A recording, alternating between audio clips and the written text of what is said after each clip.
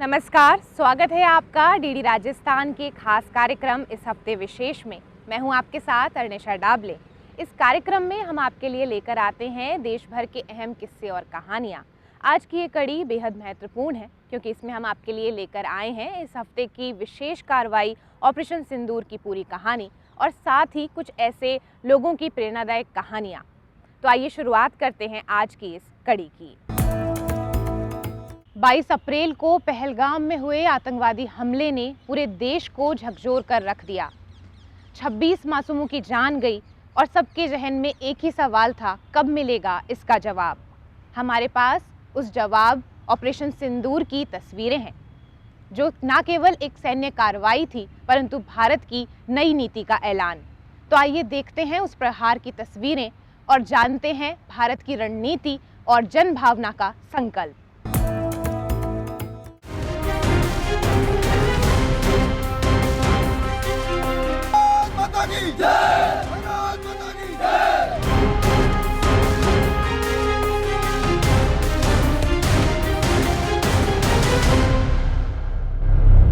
बाईस अप्रैल 2025 पहलगाम में 26 मासूमों की जान लेने वाले आतंकी हमले का जवाब अब भारत ने दे दिया है।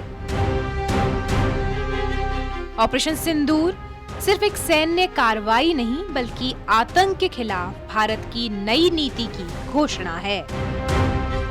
7 मई की रात 5 बजे से 1:30 के बीच भारतीय वायुसेना, थल सेना और नौसेना की संयुक्त योजना के तहत 9 आतंकी ठिकानों पर 24 मिसाइल हमले किए गए।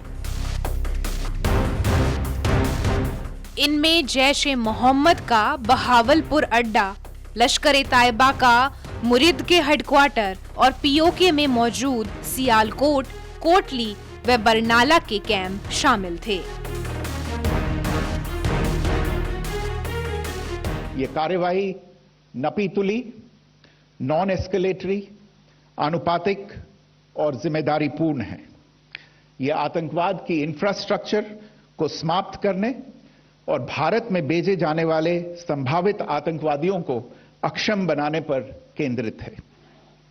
आपको यह भी स्मरण होगा कि 25 अप्रैल 2025 को संयुक्त राष्ट्र सुरक्षा परिषद ने पहलगाम आतंकवादी हमले पर एक प्रेस वक्तव्य जारी किया था, जिसमें आतंकवाद के इस निंदनीय कार्य के अपराधियों, आयोजकों, फाइनेंसरों और प्रायोजकों को जवाबदेह ठहराने और उन्हें न्याय के दायरे में लाने की आवश्यकता पर जोर दिया गया था। ऑपरेशन सिंदूर 22 अप्रैल को पहलगाम में हुए विभत्स आतंकवादी हमले के शिकार मासूम नागरिकों व उनके परिवारों को न्याय देने के लिए लॉन्च किया गया था। इस कार्रवाई में 9 टेररिस्ट कैंप्स को टारगेट किया गया और पूरी तरह से इसे बर्बाद किया गया।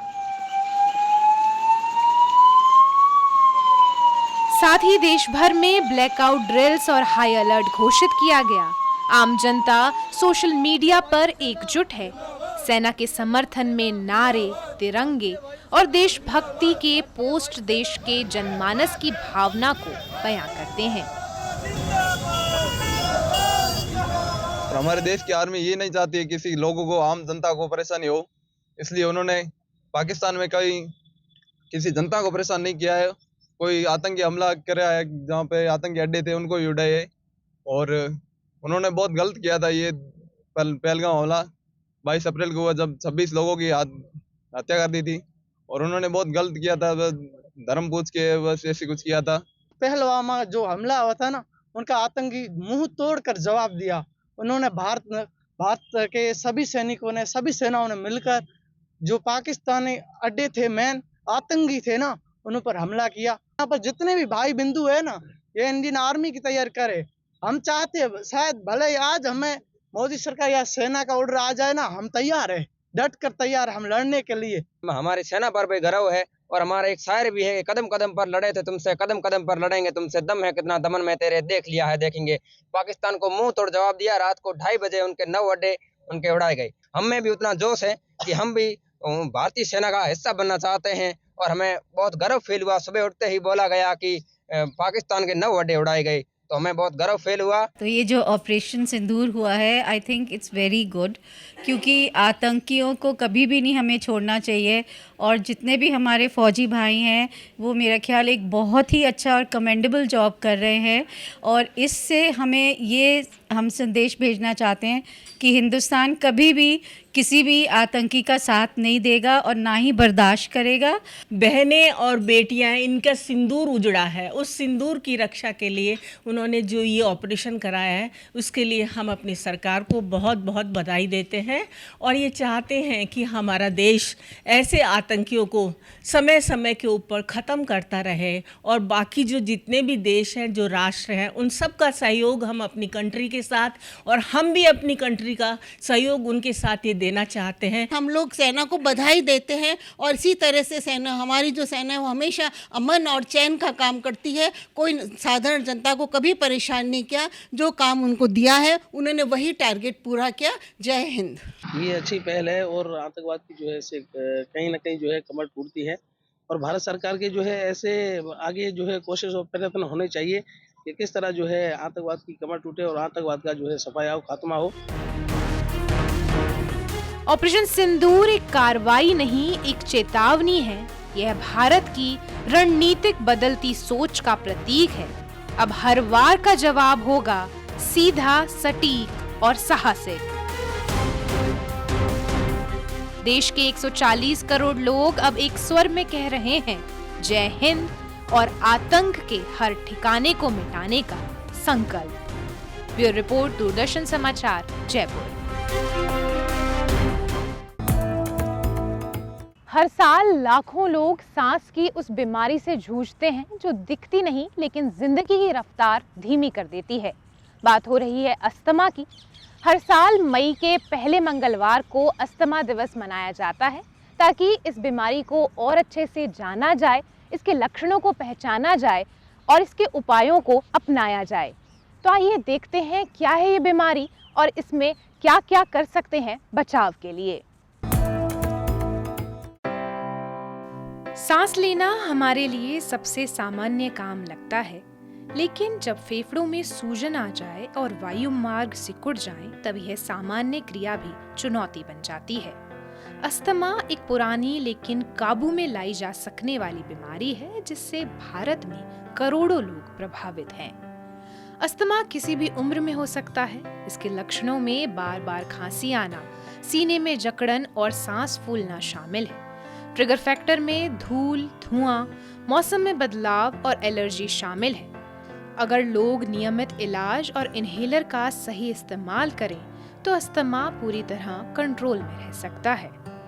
अस्थमा का मुख्य कारण वायु मार्गों में सूजन है जो ट्रिगर होने पर सिकुड़ जाते हैं। इसके लक्षण अक्सर रात या सुबह ज्यादा दिखाई देते हैं। जिन इलाकों में वायु प्रदूषण ज्यादा है वहां यह बीमारी और गंभीर हो सकती है। जागरूकता, सही जानकारी और समय पर इलाज से इस पर नियंत्रण संभव है। एसएमएस हॉस्पिटल के मेडिसिन डिपार्टमेंट के सीनियर प्रोफेसर भारत भूषण शर्मा से जानिए बचाव के उपाय। श्वास नलियाँ होती हैं, उनकी बीमारी है। तो श्वास नलियाँ एक जो छोटे लेवल पे जाके अपने लंग्स के अंदर जाती है तो वो उनमें सिकुड़न आ जाती है और वो जो सिकुड़न होती है वो उसको रिएक्टिविटी बोलते हैं। बाहर की जो चीज़ें होती हैं ना, बाहर की जो सब्सटेंसेस होते हैं तो वो यूजुअली रिएक्ट करते हैं। जैसे पराग कण हुए, जैसे कि धूल हुई, कई लोग स्मोकिंग करते हैं, कई लोग स्मोकिंग करने के वालों के साथ बैठते हैं, सेंट वगैरह होती है बहुत ज़्यादा, तो उन चीज़ों से ये चीज़ें ट्रिगर हो जाती है। वायरल इन्फेक्शंस अपन ने आप लोग सुनते होंगे, रेस्पिरेटरी वायरल इन्फेक्शंस, तो उससे ये चीज़ें प्रेसिपिटेट हो जाती हैं। तो अस्थमा एक्चुअल में क्या कि वो जो डेवलप हो जाती है एक बार तो वो बॉडी के अंदर उसमें ऐसी मैकेनिज्म बन जाती है कि वो अस्थमा लगातार ही रहता है लगभग। तो इसके लिए ये इम्पोर्टेंट है कि अपन जो मेडिसिन्स जो डॉक्टर बताते हैं उनको रेगुलर लेवल पे लिया जाए। तो इस बार जैसे जीना का जो थीम है, make inhaled medications available to all patients, तो उसका मतलब ये है कि इनहेल्ड मेडिसिन्स हैं वो बेस्ट मेडिसिन होती है अस्थमा के लिए। क्यों होती है? क्योंकि एक तो उसमें जो मात्रा है वो बहुत ही कम जाती है दवाई की, माइक्रो क्वांटिटी जाती है, जिससे कि उसके साइड इफ़ेक्ट बहुत कम होते हैं। तो इसी हिसाब से हम लोग काफ़ी लंबे समय तक और ढंग से दवाई दे पाते हैं। ये जो अस्थमा होता है ये किसी भी और एलर्जिक डिजीज़ है, जैसे आपने बताया जुकाम खांसी है, ये जो ये नहीं कि कभी कभी होगी, ज़्यादातर उन लोगों के लगातार होता है। जैसे जुकाम हो रहा है जिस पेशेंट्स में, जुकाम के साथ में सांस की तकलीफ़ भी हो रही है, तो जो सांस की तकलीफ़ है वो अस्थमा का पार्ट हो सकता है। तो अगर सिग्निफिकेंट सांस की तकलीफ़ हो रही है, जैसे कई बार दौड़ते हैं लोग, तो उसके बाद में बहुत ज़्यादा उसमें सांस की तकलीफ़ आनी शुरू हो जाती है। तो हार्ट डिजीज़ के अलावा अस्थमा भी एक कॉमन कंडीशन है जिसके अंदर सांस की तकलीफ़ हो जाती है, और एलर्जिक डिजीज़ है उनका ये पार्ट है, उस स्पेक्ट्रम का पार्ट है अस्थमा। सबसे ज़रूरी है कि मरीज अपनी स्थिति को छिपाए नहीं, समय पर डॉक्टर से सलाह लें और दवाएं नियमित रूप से लें। अस्थमा एक कंट्रोल की जा सकने वाली बीमारी है। मनोरंजन, मीडिया और टेक्नोलॉजी के क्षेत्र में कुछ ऐसा हुआ जिसने भारत ही नहीं परंतु पूरी दुनिया को जोड़ दिया। World audio visual and entertainment summit 1 से 4 मई तक मुंबई के कन्वेंशन सेंटर में आयोजित किया गया। इस समिट में इनोवेशन और क्रिएटिविटी का ग्लोबल संगम देखने को मिला। नेटफ्लिक्स से लेकर यशराज फिल्म तक, गेमिंग से लेकर क्रिएटिव एआई तक सबकी स्टॉल्स वहां नजर आई। तो आइए देखते हैं किस तरह से भारत ने अपनी विरासत के साथ एक डिजिटल भविष्य को जोड़ने की कोशिश की है। World audio visual and entertainment summit waves 2025 Bharat में पहली बार आयोजित होने वाला एक वैश्विक आयोजन है। ये समिट भारत को कंटेंट क्रिएशन, मीडिया और मनोरंजन उद्योग का वैश्विक केंद्र बनाने की दिशा में एक महत्वपूर्ण कदम है। इसका tagline connecting creators, connecting countries Bharat की सांस्कृतिक और रचनात्मक शक्ति को वैश्विक स्तर पर प्रदर्शित करने की दृष्टि को दर्शाता है। इस आयोजन का उद्घाटन प्रधानमंत्री नरेंद्र मोदी ने किया और इसमें शाहरुख खान, दीपिका पादुकोण, करीना कपूर, आमिर खान और मुकेश अंबानी जैसे दिग्गज शामिल हुए। Reels, podcast, games, animation, startup, AR, VR जैसे फॉर्मेट हमारे यंग माइंड्स इन हर फॉर्मेट में शानदार काम कर रहे हैं। सही मायने में वेव्स आपकी जनरेशन के लिए है, ताकि आप अपनी एनर्जी, अपनी एफिशिएंसी से क्रिएटिविटी की पूरी इस रिवॉल्यूशन को रीइमेजिन कर सके, रीडिफाइन कर सके। The day is not far when India will become the entertainment hub of the world. Therefore, the moment is pioneering, the occasion is historic. Waves in India is called Tarang. इस तरंग में भविष्य के रंग है, इस तरंग में भविष्य की उमंग है। Well, it's outstanding that this initiative has come from the Honorable Prime Minister himself, and he took the initiative. Trade should start happening with Waves presence and with the stakeholders in the businesses like yourself and other people in the film industry and on the OTT platforms. And last but not the least, I still believe the call of the day is lot more theatres, simpler theatres, cheaper theatres in smaller towns and cities, so that we can showcase Indian films in whichever language to a larger majority of Indians for cheaper rates. We can better our stories, how we can take our stories global. I think Indian stories are, one industry that has the largest amount of stories. We have some great stories that have been told, which are still being told. And I think it's just getting larger and larger. And I think with the support of the government and the R&B ministry and our Prime Minister Shri Narendra Modi ji, I think India today stands as one of the biggest superpowers today. मुझे लगता है कि Prasar Bharati is one of the most important platforms and one of the strongest platforms. हर इंसान को जो इसके साथ जुड़ेगा ख़ास तौर से जो नई पीढ़ी है, जो यंगर जनरेशन है, उनके लिए आई थिंक बहुत सारे एवेन्यूज़ खुलेंगे इसके ज़रिए। It's a very beautiful initiative by our Prime Minister Narendra Modi ji. He always wanted this to happen. So it is going to be very beneficial for the entertainment industry, films, art and culture. So everybody will be benefited in this. So I'm glad to be part of it. ये summit Bharat के मनोरंजन उद्योग को नई ऊंचाइयों पर ले जाने के लिए तकनीक और कला के संगम पर जोर देती है। इसमें augmented reality, virtual reality, gaming और जेनरेटिव एआई जैसे उभरते क्षेत्रों पर चर्चा होती है। साथ ही यह भारतीय कहानियों, संस्कृति और कला को विश्व मंच पर प्रस्तुत करने का अवसर प्रदान करता है। भारत आज एंटरटेनमेंट की दुनिया में तेजी से आगे बढ़ रहा है और एंटरटेनमेंट की दुनिया के क्रिएटर्स को एक बड़ा बाजार उपलब्ध करा रहा है। Bureau report, DD news, Jaipur. हम सब जानते हैं कि प्रकृति के साधन कितने सीमित हैं और उन सीमित साधनों का संरक्षण करना हमारी जिम्मेदारी। नीमका थाना के एक स्कूल ने ऐसी ही पर्यावरण संरक्षण के लिए मिसाल पेश की है।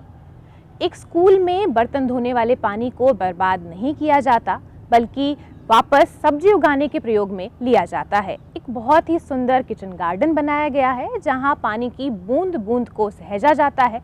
यही नहीं, हर एक बच्चे ने पौधा गोद लिया है। तो आइए जानते हैं किस तरह से एक छोटी सी सोच से एक बड़ा परिवर्तन आ रहा है। नीमका थाना में राजस्थान सरकार द्वारा संचालित राजकीय देवनारायण बालिका आवासीय विद्यालय मेहड़ा गुजरवास में जल संरक्षण को लेकर बेहतर प्रयास किए जा रहे हैं। प्रधानाचार्य विद्या रोहिताश ने बताया कि छात्रावास में बर्तन धोने के पानी को विद्यालय परिसर में बने किचन गार्डन में लगाए गए सब्जी के पौधों में काम में लिया जाता है। खाना खाने के बाद में, नाश्ते के बाद में बर्तन धोती थी तो बहुत सारा पानी वेस्ट जाता था और पीछे काफ़ी गंदगी भी हो गई थी। तो मैंने सोचा क्यों नहीं इस पानी का सदुपयोग किया जाए। बच्चों ने और हमने, जब मैं समिति की बैठक थी उसमें निर्णय लिया कि क्यों ना अपने इस पानी का उपयोग किया जाए। बच्चों ने अपनी सहमति रखी कि शाम के समय में जब हम खेलते हैं तो कुछ बच्चे हैं वो बागवानी और सब्जी बोने में काफ़ी रुचि रखते थे। उन बच्चों ने पहल की, उस पानी का उपयोग कर सब्जी उगाई और उस समय प्रकृति भी नहीं थी हमारे पास में, एक उजड़ा हुआ जगह था, उसको बागवानी में बदला। हमने छात्रावास भवन के जस्ट पीछे एक लगभग 15-20 फुट का एक गड्ढा खुदाया गया और उसमें उस पानी का स्टोरेज किया गया। वो पानी हमने फिर एक पहल शुरू की कि स्कूल में बच्चियों को जो 2 टाइम का खाना मिलता है, नाश्ते के अलावा दोपहर का भोजन और रात का भोजन, उसमें जो सब्जी बनती है वो हम नॉर्मली खरीदते थे मार्केट से, खरीद अब भी रहे हैं, लेकिन उसमें हमने काफ़ी महीनों में काफ़ी कमी कर दी है। वो इसलिए कि हमने विद्यालय स्तर पर किचन गार्डन तैयार किया है बहुत शानदार, और जो पानी स्टोरेज हुआ था उससे ही वो किचन गार्डन की सिंचाई होती थी सारे। जैसे मान लो जितने भी सब्जियों के पौधे हैं, बैंगन, आलू है, आल वाली प्याज है, टमाटर है, हरी मिर्च, धनिया, मेथी है, ये सब। और इसके साथ ही उस किचन गार्डन के आसपास आंवला और अमरूद के भी काफ़ी सारे पेड़ हैं। तो वो स्टोरेज वाला पानी जो था वो पूरा का पूरा हमने उस सिंचाई में काम लिया। किचन गार्डन में सभी मौसमी सब्जियां लगाई जाती हैं। इसके अलावा गार्डन में अमरूद, नींबू और आंवला के पौधे भी लगाए गए हैं। विद्यालय की प्रधानाचार्य विद्या रोहिताश और छात्राएं पानी की बचत करने के साथ साथ हॉस्टल में बिना रासायनिक खाद की सब्जियां भी उगा रही हैं। विद्यालय के किचन गार्डन में लगाई गई सब्जी को छात्रावास में भोजन में काम में लिया जा रहा है। जब हम बर्तन धोते हैं, खाने के प्लेट, तो वह पानी इकट्ठा करते हैं गड्ढे में। जब इकट्ठा हो जाता है तो उसे पाइप की मदद से पेड़ पौधों में और सब्जियों में डालते हैं। खेल कूद के समय निकाल कर फिर हमने बाड़ी में सब्जी बाड़ी में सब्जियां उगाने लगे और फिर उसके अंदर पानी का यहाँ से गड्ढे से पानी का सब्जियों में करवाया पानी में। जब हम बर्तन धोते तो किचन का पानी बाहर फैलता था। फिर प्रिंसिपल मैडम की प्रेरणा से हमने हमने वो पानी उस पानी का सदुपयोग किया और कुछ सब्जियां बोई, जो किचन का पानी उन सब्जियों में जाने लगा। फिर वह सब्जियां बढ़ी तो हमारा लगन और बढ़ा और हमने अधिक सब्जियां लगाई और हमारे यहाँ पानी हॉस्टल के आगे पीछे जो पेड़ लगे हैं उनमें भी पहुंचाया, जिससे आज वो पेड़ भी बड़े हो रहे हैं। विद्यालय में छात्राओं को पर्यावरण के प्रति जागरूक किया जा रहा है। पर्यावरण संरक्षण के लिए छात्राओं को एक एक पौधा गोद दिया गया है। ब्यूरो रिपोर्ट, दूरदर्शन समाचार, जयपुर।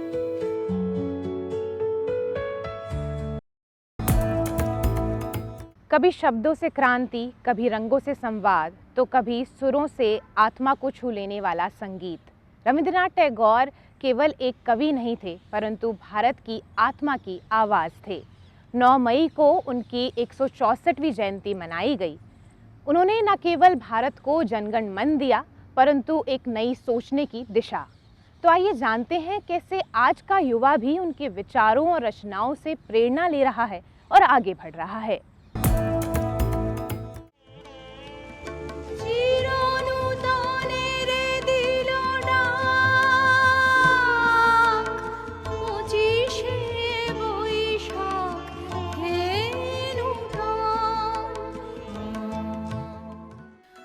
वे सिर्फ एक कवि नहीं थे, वे थे एक विचारक, एक चित्रकार, एक संगीतकार और एक आंदोलनकारी लेखक।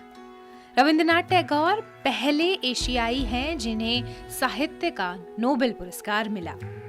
9 मई को देश ने उनका 164वां जन्म दिवस मनाया। बंगाली पंचांग के अनुसार यह दिन पोइला बोईशाख यानी 25 बोईशाख के रूप में माना जाता है। टैगोर का जन्म 1861 में कोलकाता के एक परिवार में हुआ। जनगण मन जैसे राष्ट्रगान की रचना कर उन्होंने भारत को एकता के सूत्र में पिरोया।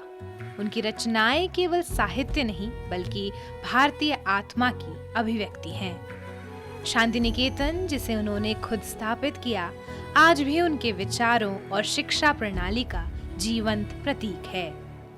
गीत, कविता, नाटक और दर्शन, टैगोर ने हर विधा में अपनी छाप छोड़ी। आज भी युवा उनसे प्रेरणा ले रहे हैं। टैगोर का जो व्यक्तित्व है वो काफ़ी यूनिवर्सल अप्रोच है उसके व्यक्तित्व की, पर्सनैलिटी की। वो कैसे एक मानवतावादी चीज़ को अपने क्या कहते हैं लिटरेचर के अंदर फॉलो करते हैं। आप उनका कोई भी लिटरेचर पढ़ोगे तो उसमें एक ह्यूमैनिटी को लेकर मेन प्रवोक वो कंटेंट के अंदर मेन रखते हैं कि हाँ, ह्यूमैनिटी को कैसे हम प्रवोक कर सकते हैं। और उनके लिटरेचर की जो सबसे खूबसूरत बात है कि वो सिर्फ वो सोशल ही नहीं और इंटरनल फील्ड्स के साथ कैसे कंटेंट को जोड़ते हैं। एक इंसान का इंटरनल फीलिंग क्या, उसके वो कॉन्फ्लिक्ट्स चल रहे हैं लाइफ में, तो उसको वो किस तरीके से अपने कंटेंट के साथ जोड़ते हैं। और उस कंटेंट को फिर जो उपमा देते हैं अपने नाटकों के अंदर, खासकर वो नेचर से कैसे उपमा देकर उसको, उनको फीलिंग्स को वो बताते हैं कि हाँ, कैसे इंसान की फीलिंग्स है वो प्रकृति के साथ भी जुड़ी हुई है। एक्टर हूँ और सबसे पहले मैंने अपनी लाइफ में जो थिएटर और प्ले किया है वो टैगोर का ही सुग्गा बाबा तोता कहीं नहीं किया है। उसमें मैं तोता बनी थी। तो मुझे लगता है कि वो सिर्फ इंसानों को लेकर ही नहीं, नेचर को, पशु पक्षियों को, सबको लेकर वो उनकी अपनी एक अलग तरीके से कहानी कहने का तरीका है कि उन पक्षियों में, जानवरों में, उनमें भी भाव है, उनकी भी फीलिंग्स है। टैगोर साहब ज़्यादातर स्त्री पुरुष के संबंधों को लेकर ही कहानियाँ लिखते हैं और उसमें ज़्यादातर ये दिखाया जाता है कि स्त्री और पुरुष एक ही हैं। मतलब टैगोर साहब ने जितनी भी कहानियाँ, जो कविताएं, जो साहित्य उठाए हैं, वो समाज से ही उठाए हैं और हमारे बीच से ही वो सब्जेक्ट निकल कर आए हैं। बस उन्होंने उस कहानियों को एक भाषा दी है, शब्द दिए, एक पोइटिक अंदाज दिया है। रविंद्रनाथ टैगोर केवल एक नाम नहीं बल्कि एक युग है जिसने भारत को शब्द दिए, सुर दिए और एक पहचान दी। मैं लड़की हूँ, मैं पढ़ सकती हूँ, दौड़ सकती हूँ, वो सब कर सकती हूँ जो शायद तुम्हारी सोच के भी परे हो। जयपुर की ज़ारा स्विंटन्स ने कुछ ऐसा कर दिखाया है जिसकी गूंज देश भर में है। मात्र 14 वर्ष की उम्र में उन्होंने दिल्ली के हॉर्स शो में करीबन 11 मेडल जीते हैं। वह कहती हैं कि वह जब सिर्फ 5 साल की थी जब से घुड़सवारी कर रही हैं और इसका श्रेय वह अपने माता पिता को देती हैं। तो आइए जानते हैं उनकी कहानी जो हर एक लड़की के लिए मिसाल पेश कर रही है। मेरी उम्र पर ना जाना, उम्र तो एक बहाना है, हौसले और हिम्मत से अभी आसमान को छूना है। ऐसी ही प्रतिभा हैं जयपुर की जारा स्वीटन्स, जिन्होंने राजस्थान का नाम घुड़सवारी में रोशन किया है और कई नेशनल और इंटरनेशनल मेडल जीत करके सफलताएं हासिल की हैं। आज हमारे साथ में हैं जारा, उनसे पूछते हैं कि किस तरह से उन्होंने कितनी उम्र में जो है घुड़सवारी शुरू की और कितने मेडल और किस तरह से सफलताएं उपलब्धियों को हासिल किया। मैं जब से 5 साल की थी तब से राइडिंग कर रही हूँ। मेरे पापा मुझे सिखाते हैं। मैं अभी रिसेंटली आनंद दिल्ली हॉर्स शो गई थी मार्च में, एंड वहाँ पे मैंने अपने कैटेगरी में बेस्ट चाइल्ड राइडर जीता है और 11 मेडल जीता है। ये रीजनल शो सबसे बड़ा है इंडिया का एंड बहुत अच्छा एक्सपीरियंस। कंपटीशन तो मैंने 2021 में ही स्टार्ट करा है और तब से मैं राइडिंग कर रही हूँ हर दिन। अच्छा, अब तक आपने जो है कितने मेडल जो है राजस्थान या देश के लिए जीते हैं? कौन कौन सी प्रतियोगिताओं में आपने हिस्सा लिया? मैंने रीजनल 73 मेडल्स जीते हैं, regional medals and 5 national medals. मैंने फिर 2023 में इंटरनेशनल कंपटीशन करा था FEI children's classic and silver tour में मैं सेकंड आई थी इंडिया में और वर्ल्ड रैंकिंग 47 आई थी। मैं हर दिन 4 घंटे प्रैक्टिस करती हूँ, 3 घोड़ों पे राइडिंग करती हूँ और मैं पढ़ाई के लिए मैं ट्यूशन्स जाती हूँ और फिर राइडिंग करती हूँ। The main aim is to reach Asian Games and hopefully the Olympics one day. उम्मीद है आपको पसंद आई होगी आज की ये कड़ी, जो कि संवेदनशीलता, समझदारी और संकल्प से भरपूर थी। अगले हफ्ते आपसे फिर मुलाकात होगी नए किस्से और कहानियों के साथ, परंतु आप ये मनोरंजन और सूचना की कड़ी को कायम रख सकते हैं प्रसार भारती के OTT प्लेटफॉर्म वेव्स पर।